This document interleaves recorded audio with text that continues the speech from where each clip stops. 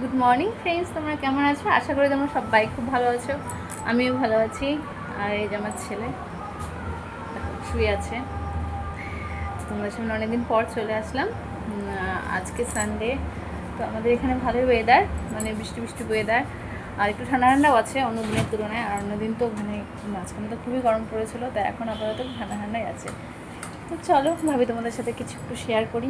তো এখন আমার সকালের মোটামুটি গুড মর্নিং বলা চলে না, এখন যেহেতু দুপুরবেলা রান্নাবান্না হয়ে গেছে। আর সেরকম কিছু রান্না করিনি আজকে। রান্না বলতে শুধু না একদম নর্মাল করেছি, কারণ কালকে জামাই ষষ্ঠী ছিল, আর যা ছিল সবই বেশিরভাগই রয়ে গেছিলো। ওই জন্য আমি 3টে তরকারির মতো করেছি। তো মোটামুটি খাওয়া দাওয়াও হয়ে গেছে। ভাবছি তোমাদের সাথে আজকে একটু শেয়ার করি। তো আমি ঘরে যখন এসেছি, তো ঘরেরই কিছু একটু শেয়ার করি। তো দেখো আমরা ঘরে এখন অবস্থা দেখতেই পাচ্ছি, সব এলোমেলো হয়ে আছে। আপাতত চারপাশে সবই এলোমেলো হয়ে আছে। তো আমি ভাবছি না, ঘরটা আগে ঠিকঠাক করে একটু গুছিয়ে নিই, তারপর তোমার সাথে আবার কথা বলছি। তোমরা দেখতে থাকো। বাড়ির সকলেরই মানে প্রত্যেক বৌদিরই সকালবেলা প্রচুর কাজ থাকে, তাই সকাল টাইমটা আর ঘরের দিকে খেয়াল রাখা যায়ই না, একদম মানে টাইমই পাওয়া যায় না। কারণ সবারই তখন তাড়াহুড়ো থাকে, আর সবাই যেহেতু ছেলেরা বাড়ি থেকে তখন নিজের কাজে বেরিয়ে যায়, তখন আর ঘরের দিকটা দেখা সম্ভব হয়ে ওঠে না। তাও যতটুকুনি সম্ভব করে সকালে কোনো রকম করে বেরোতে হয়, রান্নাঘরের দিকে চলে যেতে হয়। তো সেরকমই প্রত্যেক দিনের মতো মানে মোটামুটি সেদিন যেহেতু আমার বেশি রান্নাবান্না ছিল না, তাই কাজটা একটু তাড়াতাড়ি হয়েছিল। বাড়িতে সেরকম কেউ নেই, সেজন্য অল্প কিছুই রান্না করেছিলাম।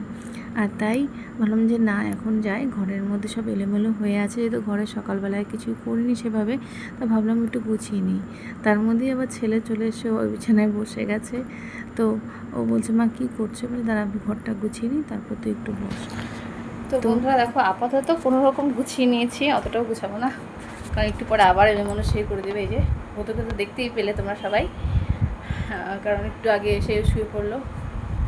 আমাদের আজকে অনেকটা বেলা করে ভাত খাওয়া হয়েছে, মোটামুটি ধরো 12:30 12:30 দিয়ে খেয়েছি, আর দেরি করে উঠেছি আজকে।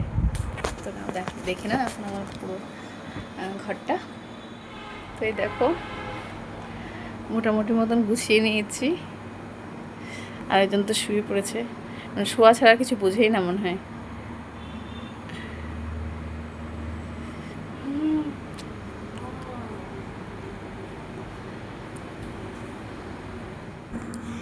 এরপর আমি চলে এসেছিলাম আবার রান্নাঘরে, কারণ মা সকালবেলায় মানে সকাল টাইমটা বলবো না, মানে দুপুর টাইমটা একটুখানি দুধ চা না খেলে মার খুব অসুবিধা হয়। মা বলে আমার মাথা টাথা ধরে যায়।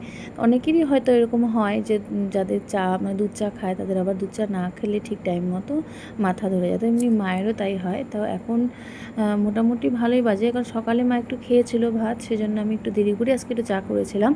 মোটামুটি 1টার দিকে হয়তো চা করেছিলাম, তখন 1টা কি 1:30টার দিকে, ঠিক মনে পড়ছে না।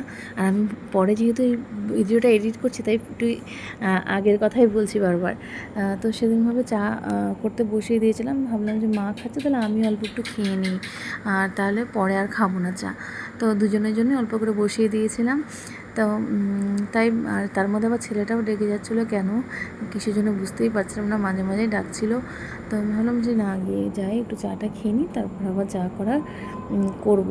তারপরে যে মা স্নান করে চলে এসছে, স্নান করে চলে আসার পরে মার সাথে বসে না, আমি একটুখানি আবার আমাদের বারান্দাতে চারপাশে দেখে তখন দাঁড়িয়ে দাঁড়িয়ে চা খাচ্ছিলাম। আর কি বলবো, মানে সবার এই গরমের মধ্যে তো সবারই প্রচণ্ড গরম লাগে। তো আমাদের বাড়িতে এত প্রচুর গাছ বাবা লাগিয়েছে যে গরমে যদি কারেন্টও চলে যায়, সেই গাছের তলায় গিয়ে একটু দাঁড়ালেই না, সেই এসির মতো যেই হাওয়া ঠান্ডা, সেই ঠান্ডা হাওয়াটা পাওয়া যায়, ভালো লাগে খুব। আর বিশেষ করে সত্যি মাঝে মাঝে গাছগুলোর জন্য মনে হয় যে শীতকালে একটু ঠান্ডাটা বেশি লাগে, কারণ রোদটা একটু কম পড়ে বাড়িতে। কিন্তু যখন এই যে গরমের দিনটায়, যে তখন ভাবি যেন শীতকালে মনে হয় রোদটা পড়ছে না, কিন্তু এই গরমের দিনে সত্যিই খুব ভালো লাগে এই গাছগাছালি থাকার জন্য। আর আর এই দেখো এই ফুলগুলো, আমাদের বাড়ির এই ফুলগুলো যে এত ভালো লাগে আমার, সব ফুলের মধ্যে মনে হয় আমার এই ফুলগুলো বেশি ভালো লাগে। তো এভাবেই চাটা খাওয়ার পরে তারপর ভাবলাম যে তাই এখন একটু রেস্ট করবো। তো দেখো এখন আমরা বসে আছি। তো এখন বিকেলবেলা কিছুক্ষণ পরে সন্ধেও হয়ে যাবে, মানে এখন 5:30টার মতো প্রায় বেজে গেছে। তো এখন বসে আছে যে আমাদের ব্রত পাশে বসে আছে। তো আসলে প্রতিদিন সন্ধ্যেবেলা এতটা ঘুম পেয়ে যায়, যেহেতু অনেক সময় ঘুমটা হয় না, বিকেলবেলা ঘুমানো রেস্ট সেরকমভাবে করা হয় না। তো আজকে সে বিকেলটা ফাঁকাই ছিলাম, তাই ভাবলাম যে এখন একটু পড়িয়ে নিই ওকে, কারণ আবার অনেক সময় যেহেতু বর্ষাকাল, তোমরা সবাই জানো যে বৃষ্টি হয়, মাঝে মাঝে কারেন্টটাও চলে যায়, কারেন্টটা আপ ডাউন করে। তো ভাবলাম যে একটু পড়িয়ে নিই, রাত্রে তাহলে পড়াটা একটু আগিয়ে থাকবে, মানে এগিয়ে থাকবে।